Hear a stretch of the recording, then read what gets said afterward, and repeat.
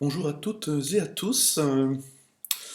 J'avais à nouveau envie de vous partager un petit peu de ressenti et quelques clés pour dans ces moments assez spéciaux de voir comment on peut avancer et s'en sortir. Alors tout d'abord, je voudrais m'adresser aux personnes qui sont seules. Juste en deux mots, je suis quelqu'un qui vit seul. Là, mon fils est là cette semaine, puis il va repartir. Donc il y a un petit peu d'effroi de me retrouver seul la semaine prochaine. Euh, Et puis moi j'ai quand même la chance d'habiter dans un bel appartement, un grand appartement lumineux. Et c'est un peu difficile parfois de voir ces gens qui ont cette chance, soit d'être confinés au bout du monde, d'être confinés dans des maisons avec des grands jardins. Voilà, c'est un peu difficile et je suis très heureux pour eux. Et puis ça me permet quand même de prendre conscience qu'il y a des gens aujourd'hui qui sont confinés dans 30 mètres carrés, avec vue devant eux juste les maisons à 20 mètres. Voilà, vous dire que je suis rempli d'empathie pour vous. Et puis la deuxième chose, c'est que financièrement, c'est pas facile pour tout le monde, et même je pense que c'est très compliqué pour certains. Moi, j'ai la chance de pouvoir encore continuer à travailler 3 jours semaine. J'ai par contre dû arrêter mes activités d'indépendant complémentaires, donc ouais, les fins de mois, c'est un peu, ça vient tôt, donc c'est cool. Le mois s'arrête plus tôt que prévu. Enfin, c'est cool, non, enfin, vous avez compris. Et donc, par exemple, ben ouais, moi, aller dévaliser les rayons, ben, c'est pas possible. Donc, je voudrais vous rassurer sur le fait que c'est pas grave si vous ne le faites pas. Il y a un très moyen vraiment de vivre bien malgré tout ça. Alors, pourquoi est-ce que je vous dis tout ça? Parce que c'est important pour moi de vous partager à la fois mes propres fragilités, mes propres difficultés actuelles. Et ce que j'avais envie de faire là, ce matin avec vous, c'était justement vous dire, mais c'est quoi, moi, mes clés pour m'en sortir? Alors, j'ai trois clés. La première, c'est le fait d'accepter. Déjà, dire le mot, moi, ça me fait un peu mal. Quoi, accepter quelque chose que je n'ai pas décidé? Oui, c'est accepter qu'il y a des choses qui sont sous mon contrôle et des choses qui ne sont pas sous mon contrôle. Ça, c'est A. Et donc, évidemment, ce qui était sous mon contrôle jusqu'à il y a une semaine ou deux, il y avait beaucoup de choses. Et puis là, les choses sont passées hors de mon contrôle. Donc, me déplacer, faire ce que j'ai envie est sorti de mon contrôle. Donc ma première clé, quand je suis pas d'accord avec ça, quand je suis un peu en conflit, que je suis en colère, en disant ah, ça ne va pas, je ne suis pas d'accord, c'est dire, mais Yves, ce n'est pas sous ton contrôle, accepte ça. Et je ne dis pas que j'y arrive chaque fois, mais voilà, je renforce mon cerveau à me dire, allez Yves, accepte ça. Et peu à peu, voilà, ça rentre et ça me permet de m'apaiser.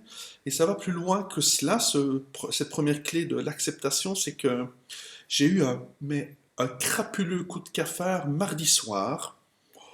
On pourrait trouver les raisons pour ça, mais c'est pas très important. Ça peut arriver à n'importe qui, n'importe quand. Et c'est la même chose. Là, ça c'est quelque chose que j'ai travaillé chez moi depuis déjà quelques temps, c'est que ben, j'ai mes jours avec, j'ai mes jours sans. Et quand c'est un jour sans, et là ça a commencé ce soir-là, c'était vraiment sans.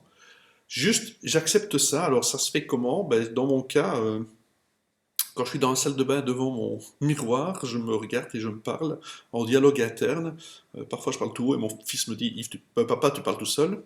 Mais bon, je me dis ok, moment de merde, moment de merde. J'essaie pas de lutter contre ça, j'essaie pas d'être dans ce pseudo ouais, il faut être bien, il faut trouver le bonheur à tout prix, la positive attitude. Non, je ne suis pas bien, je ne suis pas bien, je ronchonne, j'ai des peurs, j'ai de la tristesse, parfois de la colère. Eh ben, c'est accepter que tout ça est là et ben, ouais, je lutte pas en fait. Moi, ça c'est personnel, je reste là-dedans. Donc j'ai passé une nuit de merde. Je me suis réveillé le lendemain à 5 heures du matin et voilà, c'était pas terrible. Et puis ça s'est libéré, mais ça sera ça pour la troisième clé. Première clé, accepter. Deuxième clé, euh, je ne savais pas comment l'appeler, mais j'ai appelé ça prendre conscience, la pleine conscience.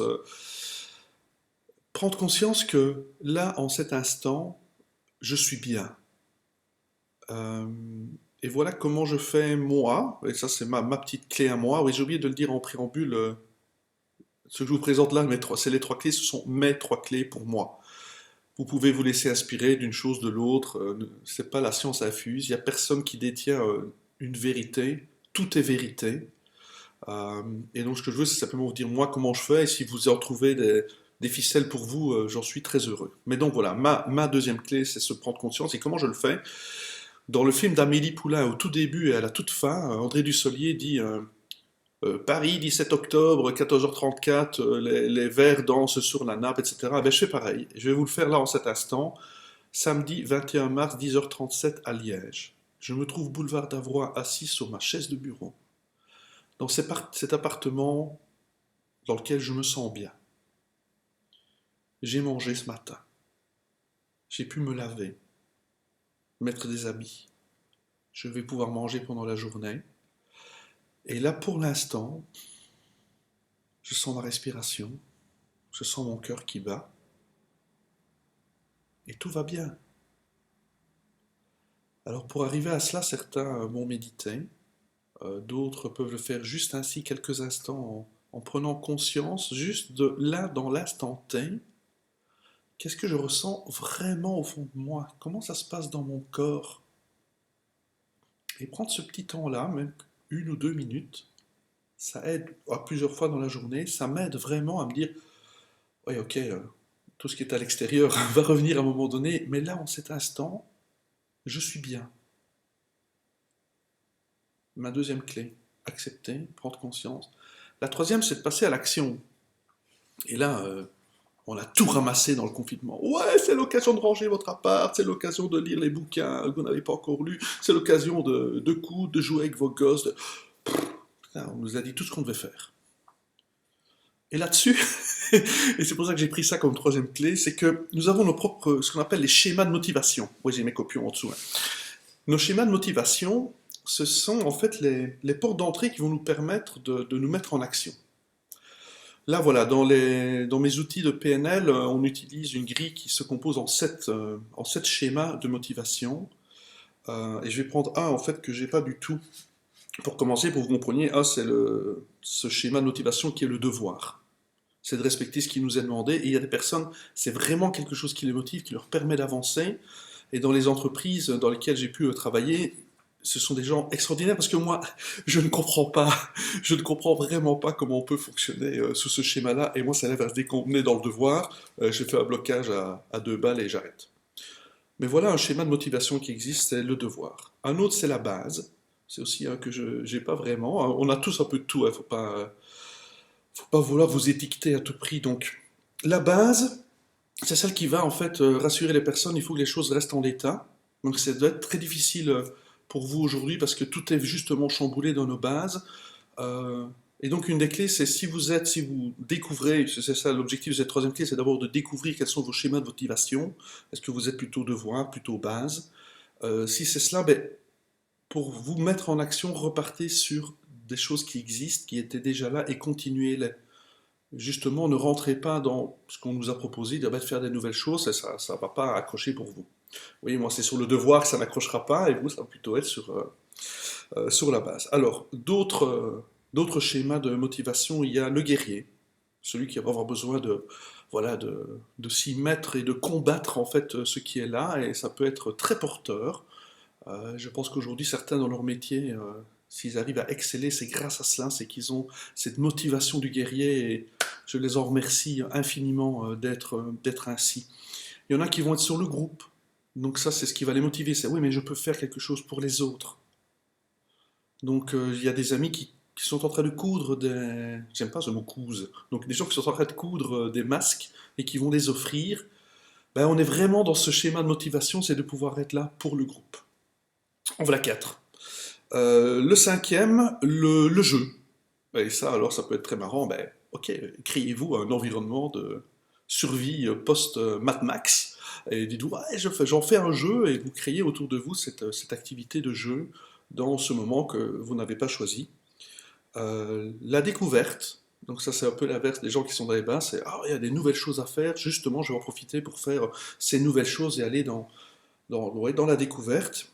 Et puis vient le défi, ça fait 7, hein, 1, 2, 3, 4, 5, 6, 7, oui, pardon. Le défi, la compétition, donc l'envie de relever quelque chose de nouveau et de l'atteindre. Et donc, pour terminer ce détail sur ces 7 clés, moi je suis plutôt sur ce défi. Moi, tu me lances un défi, c'est bon. On envoie chercher dans l'espace, Pierre. Ouais, ouais, on l'envoie. Et hop, on a envoyé chercher dans l'espace parce que c'était un défi. Et personnellement, dans la mise en action, c'est ça que je me suis choisi. Donc c'est à la fois d'être dans le défi et la découverte. Et donc c'est ce qui me permet là, dans les jours qui sont là, d'être dans l'action. Et puis j'ai quand même un petit peu de groupe, donc j'ai eu envie de partager autour de la musique et de la partager aux autres. Donc voilà, j'ai trouvé, et donc j'ai pris le temps de revoir mes schémas, mes schémas justement de motivation, me dire ok, ouais, découverte, découverte défi, c'est vraiment ce qui me porte. Et donc je reviens à ce que je disais au tout début, dans ce moment où j'étais pas bien, donc soirée de merde, nuit de merde, 5 heures du matin, je suis... Et là, c'est l'insight, l'étincelle, le moment où je me dis, oh, purée, mais c'est ça qu'il faut que je fasse. Et donc moi, un de mes trucs qui me permet là aujourd'hui de, vous voyez, de me sentir bien et de vous partager tout ça, c'est, Yves, mais remets-toi à courir. Il est temps que tu perdes un petit peu du poids. T'as toujours, enfin, t'as fait ça il y a déjà quelques années, et donc ça reste quand même une découverte. Parce que j'ai pas fait beaucoup, j'ai fait un petit peu, mais donc voilà, c'est une découverte de partir là-dedans. Et surtout, c'est un défi. Ok, j'ai pris en compte mon environnement, donc ça c'était la clé 1, accepter. Et puis je me dis, ok, de quoi est-ce que je n'ai plus le contrôle? Donc je suis allé relire exactement ce que je pouvais faire ou ne pas faire. Donc j'ai quand même un peu de base et de devoirs que je respectais. Me disant, ok, qu'est-ce que je peux faire? Ah, on peut faire du sport. Ceux qui me connaissent sont en train de rire, se dire, ah oui, Yves égale sport, c'est presque un oxymore. Mais donc, ok, je peux faire du sport, ça me permettrait d'aller à l'extérieur. Et vu que ça va durer plusieurs semaines, ben, je suis en train de réunir le tout. Je reprends une activité sportive, je me mets un programme clair sur X semaines, et là, c'est parti, je vais aller courir, enfin, réapprendre à courir. C'était ça mon schéma, à moi. Je vous le partage, je vous résume juste les sept schémas de motivation. Je les reprends dans un autre ordre parce qu'ils sont écrits dans un autre ordre. Un, le guerrier, le groupe, le jeu, la découverte, le défi, le devoir, la base. Prenez un temps pour chercher en vous, tiens, qu'est-ce qui... Donc vous remontez dans votre passé, vous dites, tiens, qu'est-ce qui m'a permis de réussir un truc un jour où j'ai démarré tout de suite, c'était vraiment top pour moi, et essayer de comprendre quelle était cette clé qui vous a permis d'y aller. Voyez s'il y en a une, s'il y en a deux, c'est qu'ils prennent le dessus. Et à partir de là, allez-y, yalla. Vous allez démarrer et être en action. Voilà, j'ai beaucoup parlé aujourd'hui, mais c'est comme ça. Je vous remercie beaucoup pour votre attention. Je vous souhaite beaucoup d'amour, de partage. Cette période est pour ça extraordinaire en termes de découverte. C'est qu'on réinvente des modes de communication, on retrouve les bases de ce qui nous touche le plus. Et si vous êtes seul, euh, poussez-vous à sortir de chez vous, juste voir des gens. Mettez-vous à la fenêtre à 8 heures, applaudissez avec les gens. Si vous ne le faites pas, parce que, ouais, pour le personnel enseigné, faites-le. Il y a une communion qui se crée à un moment donné, quelque chose de chouette. Trouvez-vous ces petites clés qui vont vous nourrir, vous permettre justement de sortir de ce quotidien. Je vous envoie plein de bonnes choses et je vous souhaite bonne continuation. Je vous embrasse.